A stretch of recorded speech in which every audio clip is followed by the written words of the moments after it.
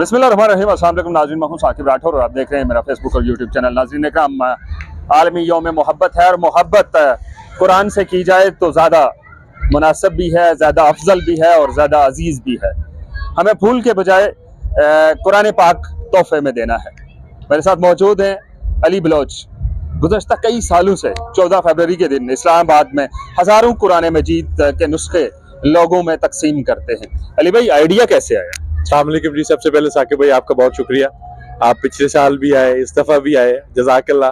Idea sir ये है कि मैं बेसिकली होस्ट हूँ, मैं रावलपिंडी इस्लामाबाद में पाकिस्तान से बाहर भी इवेंट्स होस्ट करता रहा हूँ काफ़ी टाइम से। मुझे 4 साल पहले कॉल आई थी कि आप एक इवेंट होस्ट कर दें, लव सेलिब्रेशन है, फ्लावर डिस्ट्रीब्यूशन है। तो मैंने कहा था जी मैं होस्टिंग करता हूँ लेकिन इस तरह की गलाजत शलाजत प्रमोट नहीं करता। तो उन्होंने कहा था आप इतने अच्छे हैं तो चलें, आप फिर कुरान बांटा करें। अच्छा, ये तंजन कहा? जी जी हाँ, ये एक ताना था जो अल्हम्दुलिल्लाह मेरी दुनिया और आखिरत दोनों बना रहा है। और अल्लाह की मेहरबानी से फिर मैंने इसको शुरू किया। पहला साल, दूसरा साल, तीसरा, चौथा, अब ये 5वां साल आना है। आप अंदर देख कर आए। मैं हैरान रह गया हूँ कि पिछले साल के निस्बत गैदरिंग ज्यादा। अल्हम्दुलिल्लाह अनलिमिटेड गैदरिंग है, फैमिली आई है, बच्चे आए हैं, नौजवान लोग आए हैं, अच्छे स्कॉलर जो हैं वो नौजवान को बुलाए मैंने। कितने कुरान पाक बांट चुके हैं? सर मैं 4 साल में अल्हम्दुलिल्लाह 10,000 प्लस कुरान पाक, 10,000 कुरान मजीद लोगों तक पहुंचा अल्लाह की मेहरबानी से। और इसमें सबसे जो अच्छी बात ये है कि ना मेरी कोई एनजीओ है, ना मैं किसी एनजीओ का हिस्सा हूँ। अल्हम्दुलिल्लाह मैं अपनी इनकम का 25% रखता हूँ पूरा साल, और जहाँ कमी बेशी होती है तो कुछ है ऐसे दोस्त। ये तो रब और उसके हुजूर के साथ आपने बिजनेस शुरू किया हुआ है, 25% उनके हिस्से का। अल्हम्दुलिल्लाह हर बंदे को कहीं ना कहीं कोई ना कोई कर ही रहा होता है, लेकिन मेरा ये है कि मैं चाहता हूँ कि पाकिस्तान के अंदर 14 फेब को कुरान और हया डे रजिस्टर्ड हो। मैं ये 14 फेब का कंसेप्ट भी कोई बंदा लेकर आया था ना, बेसिकली यहाँ पे कोई इस तरह का मोटिव तो था ही नहीं ना पाकिस्तान में, ना हमारे कहीं आइन में लिखा है, ना कानून में लिखा है, ना दीन में लिखा है। तो कोई बंदा इस कंसेप्ट को लेकर तो आया था। तो इसको खत्म करने के लिए, कम करने के लिए, नौजवान नस्ल को या बेटियों को महफूज रखने के लिए किसी एक बंदे ने तो कोई इनिशिएटिव लिया। अली भाई, हम जानते हैं कि आप रेडियो की और स्टेज की एक बड़ी आवाज थे और उसके बाद एकदम से तब्दील हो गया सारा कुछ, वो जिसको कहते हैं कि हालात बदल गए, जज्बात बदल गए, एहसासात बदल गए। सर जी अल्हम्दुलिल्लाह रेडियो मैंने बड़ा टाइम किया है और स्टेज अब भी मैं अच्छे इवेंट्स होस्ट करता हूँ पाकिस्तान से बाहर भी।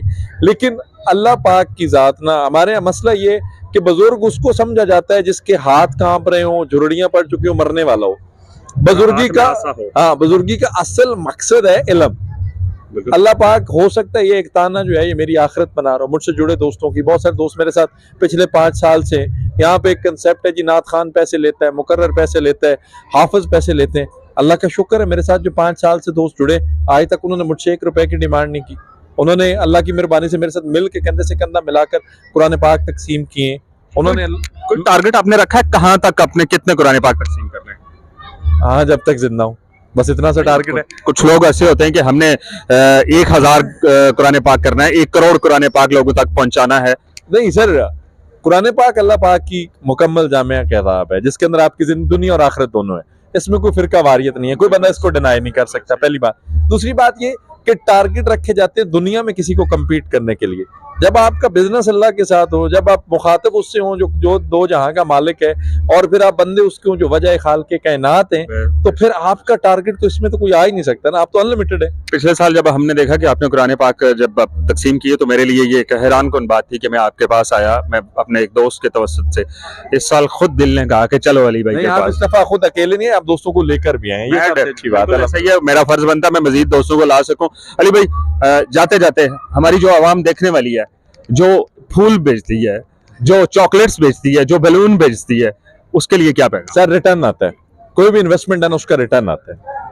सिंपल सी बात है, कोई भी इन्वेस्टमेंट आप दुनिया में करें, आप अच्छा करेंगे अच्छा होगा, बुरा करेंगे बुरा होगा। आप पे नहीं, आपकी नस्ल पे कहीं ना कहीं रिटर्न आता है। तो गंद उतना डालना चाहिए जितना हम समेट। अब ये भी कहा जाएगा कि ये मोहब्बत के खिलाफ है। अली नहीं, मैंने खुद लव मैरिज की अल्हम्दुलिल्लाह, मैंने जिसे पसंद किया मैंने उससे निकाह किया।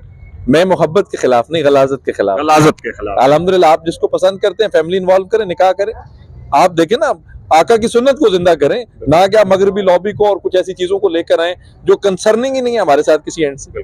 बहुत शुक्रिया अली भाई, यकीनन इस वक्त आपका टाइम बहुत कीमती है क्योंकि अंदर 1,000 के करीब मेहमान आपका इंतजार कर रहे हैं। मैं आपसे इजाजत चाहूंगा और अपने नाज़रीन को ये बताना चाहूँ कि मोहब्बत कुरान पाक देने से भी बढ़ जाती है। अगर आप फूल, आप बैलून, आप चॉकलेट वो देते हैं, वो आपका अपना राठौर साहब, आप इसमें एक चीज ये भी ऐड कर सकते हैं कि आपने अगर किसी को तोहफा ही देना है, तोहफा तो तोहफा ऐसा दें जो उसकी दुनिया भी बना जाए और आखिरत भी बना जाए। बहुत शुक्रिया, ये एक खूबसूरत पैगाम था कि तोहफा जरूर दें, लेकिन कुरान पाक का तोहफा जरूर दें और उसकी वजह से आपकी दुनिया और आखिरत दोनों बनेगी। दीजिए इजाजत, अल्लाह हाफिज।